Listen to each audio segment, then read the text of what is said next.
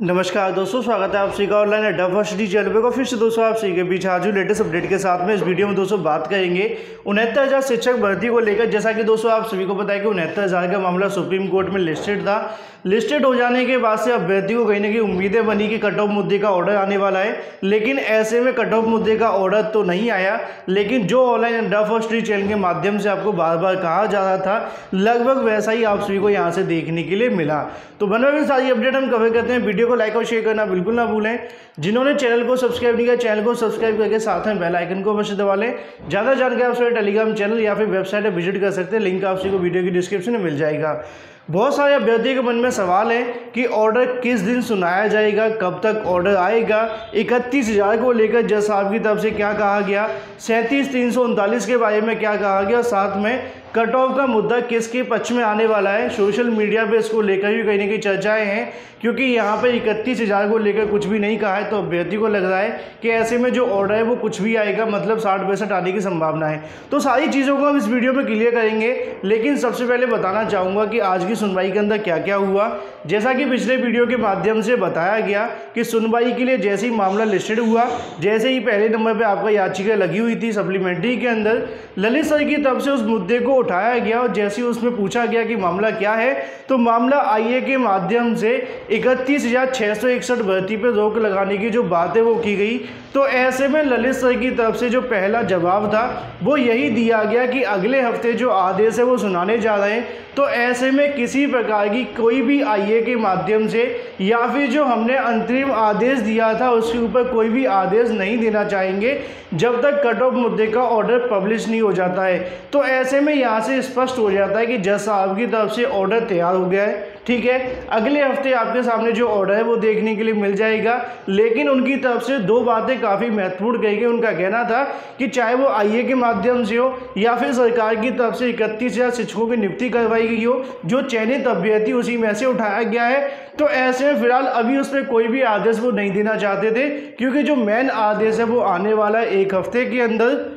मतलब जो अगला हफ्ता आप सभी का आएगा उसके अंदर जो आदेश है वो सुना दिया जाएगा।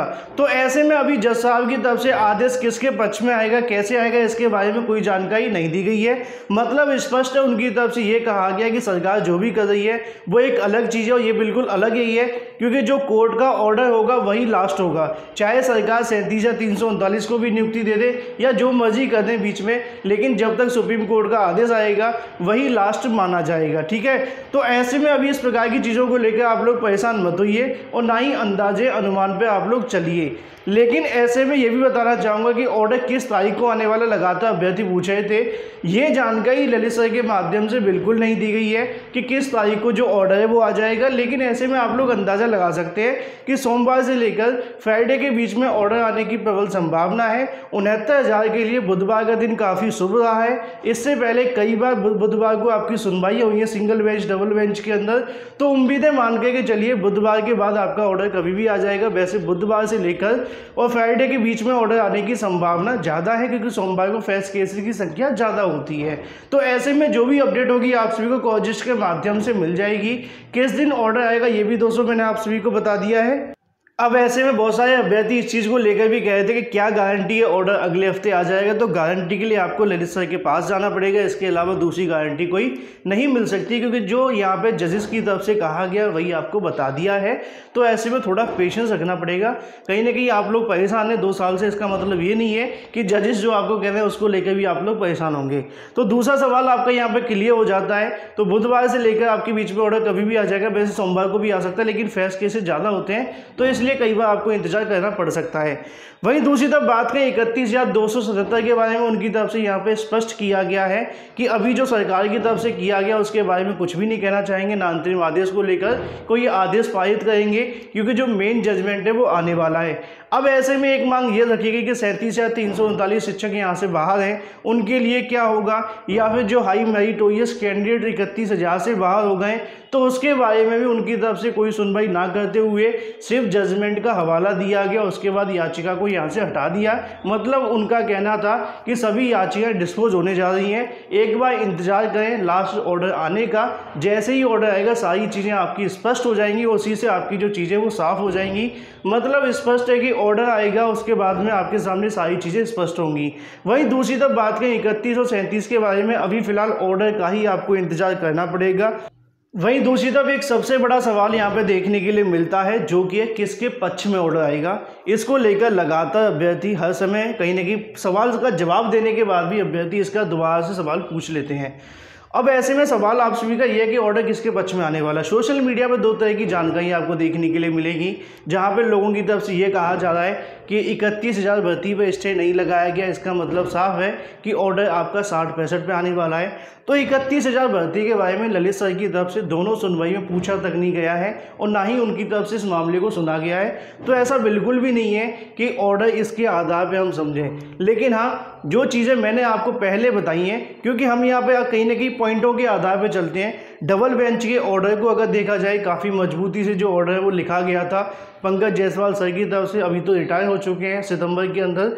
तो ऐसे में उनके ऑर्डर को समझें, उस ऑर्डर के अंदर जितने सुप्रीम कोर्ट के जो ऑर्डर लगाए गए हैं सभी मुद्दों को लेकर, कट ऑफ मुद्दे को लेकर, पासिंग मार्क को लेकर, बाद में क्यों लगाया गया, तमाम मुद्दों को लेकर उसमें जो ऑर्डर लगे थे उनसे बहुत ही ज़्यादा बेनिफिट आपको यहाँ मिलेगा। ठीक है, सरकार की तरफ से तमाम आपको बहस देखने के लिए मिली थी, उन सभी बहस को हमें ध्यान में रखना पड़ेगा। जैसा कि शिक्षा मित्रों के बारे में कहा गया था कि अगली भर्ती में मौका दिया जाएगा, कट ऑफ से कोई समझौता नहीं किया जाएगा। तो इन पॉइंट को आप लोग समझें, ये ना समझें कि जजेस की तरफ से ऐसा कहा गया है, क्योंकि कई बार कहते कुछ होता कुछ और है। आंसर की केस के अंदर भी आप सभी ने ऐसा ही देखा था और मामला कुछ और बन गया था आपके सामने। तो ऐसे में अगर हम डबल बेंच के आदेश को आधार बनाकर समझें या फिर डबल बेंच के आदेश के अंदर जितने सुप्रीम कोर्ट के आदेश लगे हुए थे उनको आधार बना करके समझें, तो 60-65 यहाँ पे मजबूत है। और सुप्रीम कोर्ट से कई बार ऐसे जजमेंट दिए गए हैं जहाँ पर मेरिटोरियस कैंडिडेट को कभी बाहर नहीं किया गया है। और ऐसे में एक सबसे बड़ा जो सवाल आता है कट ऑफ मुद्दे के ऑर्डर पर, वो यहाँ पर ये भी देखने के लिए मिलता है कि आप सभी को पता है कि 40-45 में पास होने वालों की संख्या बहुत ज़्यादा है। पहले से ही 60-65 में 1,46,000 पास हो गए, 67,000 को नौकरी मिल रही है, 68,000 बाहर हो गए पास होने के बावजूद भी। तो ऐसे में 40-45 कर दिया जाएगा तो एक बड़ी संख्या में अभ्यर्थी पास हो जाएंगे।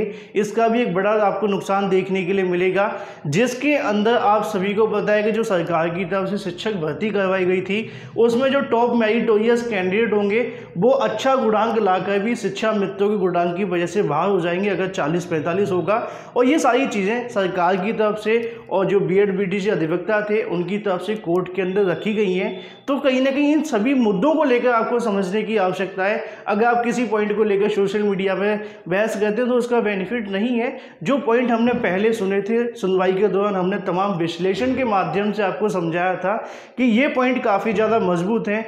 इन पॉइंट्स के आधार पर आपको यहाँ से राहत मिलेगी और उन्हीं सभी मुद्दों के बारे में आप सभी को यहाँ पर डिस्कशन किया गया है।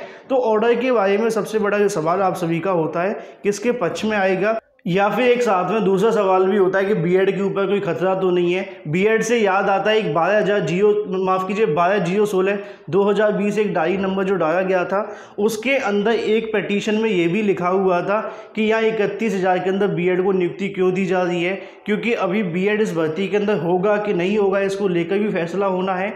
तो ऐसे में आपको इस चीज़ को लेकर परेशान होने की बिल्कुल भी आवश्यकता नहीं है। वैसे बीएड के बारे में कई बार मैंने आप सभी को समझाया है। तो उन सभी मुद्दों को देखा जाए तो डबल बेंच के जैसा आदेश रहने की प्रबल संभावना है, ऐसा ही कुछ होगा। बाकी सुप्रीम कोर्ट का आदेश है, कुछ भी आ सकता है, हर बार एक नए तरीके से आदेश को लिखवाया जाता है।